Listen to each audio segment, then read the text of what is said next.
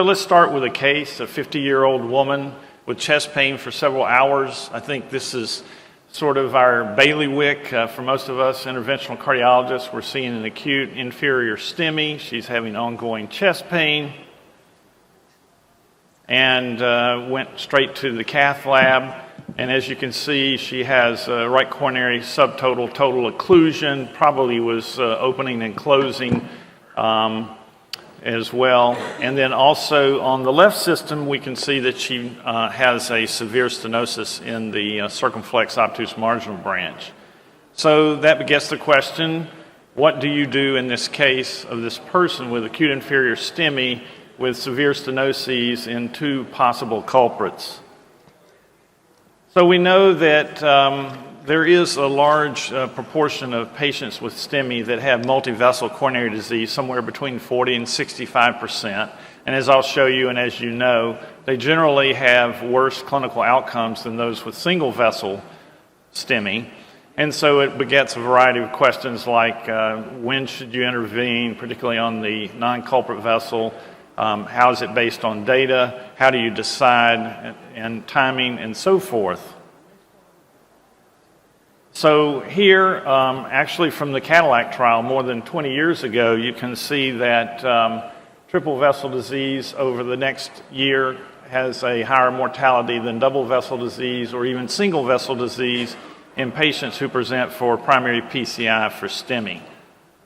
And likewise, what we can see here is over the next 30 days, those that have an untreated infarct artery or the non-infarct artery is untreated, that they have a higher mortality over the next 30 days compared to those who have complete revascularization. So I'm going to look at several trials. You know many of these, so I'll just try and hit the highlights of some of the major ones over the past decade, including PRAMI, Culprit, Compare Acute, and finish with Complete study, which is, of course, one of the main topics of the previous session. And from the PRAMI trial, as you can see, over the next 3 years, those that had preventive PCI, in other words, overall complete revascularization, on the blue line had improved outcomes compared to those that did not have preventive PCI. And then we switched to Culprit over the next year. You can see once again that those who had complete revascularization are the lower line and had less MACE compared to those who were not treating the non-infarct artery. And then Compare Acute, again, FFR guided, which is another discussion as well. And as you can see, MACE was improved or less in the ones that had complete revascularization versus infarct artery only treatment, 20% versus 7%. And then again, now probably the most impactful trial here in the last decade for complete revascularization, of course, is the Complete trial from Dr. Mehta and colleagues, where they randomized over 2,000 patients for complete revascularization in a timely manner versus culprit lesion-only revascularization following primary PCI with a follow-up of 3 years. And as far as complete revascularization, they were very successful in over 90% of their patients having complete revascularization in the non-culprit lesion PCI. And we discussed this earlier, and you've seen these graphs before. Again, both the primary outcome of CV death or new MI or the secondary primary outcome of the addition of ischemia-driven revascularization was significantly less in those who had complete revascularization on the blue line and did better versus those that had culprit only on the red line. So back to our patient. So we went ahead, as most would, and treated what we presumed the infarct-related right coronary artery. Got a good stent result, as you see on the right panel, but the patient was still having chest pain. So now, what do we do? so, as you, we proceeded with circumflex PCI and had a successful stent with relief of chest pain and ECG changes.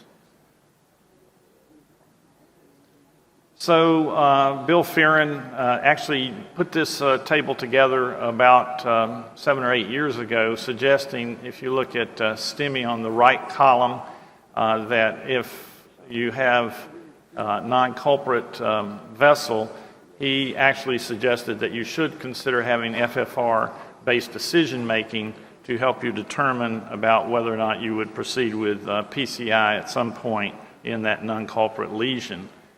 But then, as has also been discussed this morning in the Flower MI trial, you can see there was no significant difference between those that had FFR guided in blue versus angiographic guided in gold or yellow in terms of outcomes for the non-PCI or the non-culprit lesion in terms of determining whether or not you should then proceed with PCI.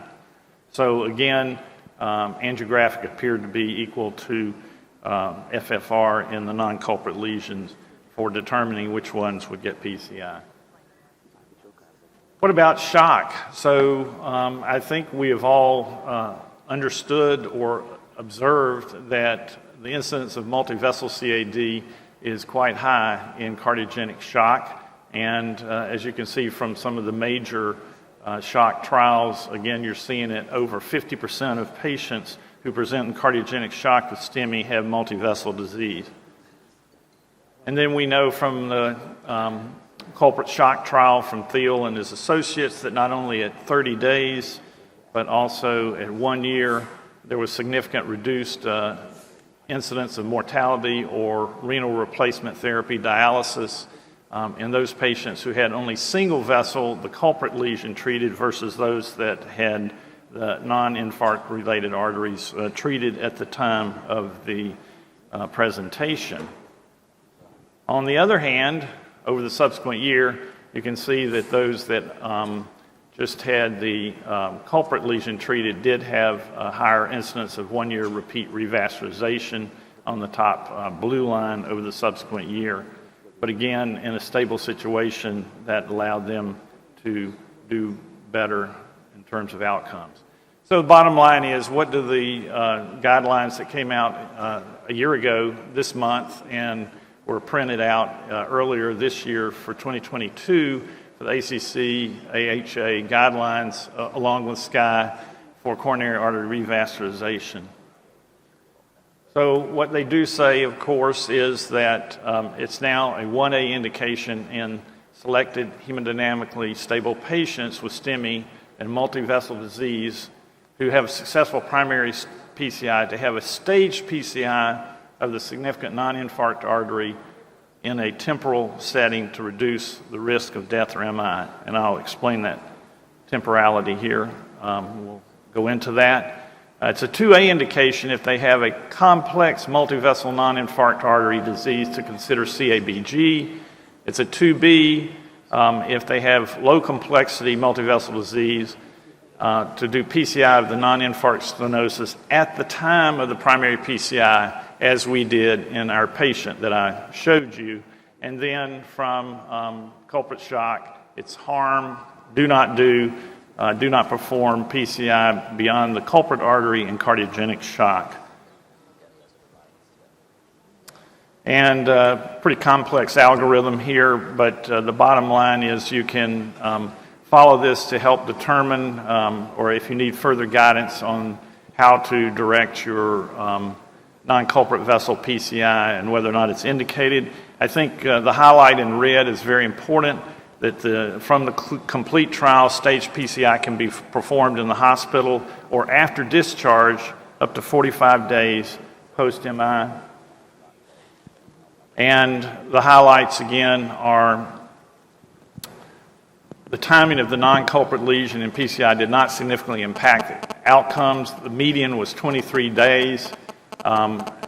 Although it could be performed within the initial hospitalization, it did not have to be done that way. And that being said, it shouldn't be done later than 45 days after the initial primary PCI.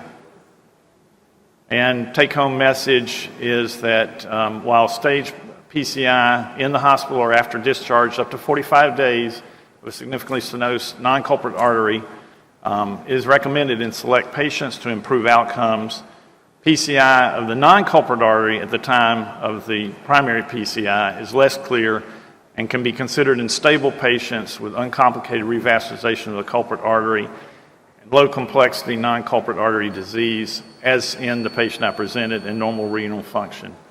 In contrast, again, PCI of the non-culprit artery and cardiogenic shock can be harmful. So last summary slides are that you really need to individualize your decision-making for complete revascularization from the uncomplicated patient, looking at all the factors as we see here, including their anatomy and the procedure itself in terms of the amount of contrast volume, radiation time, and exhaustion of the operator and the team.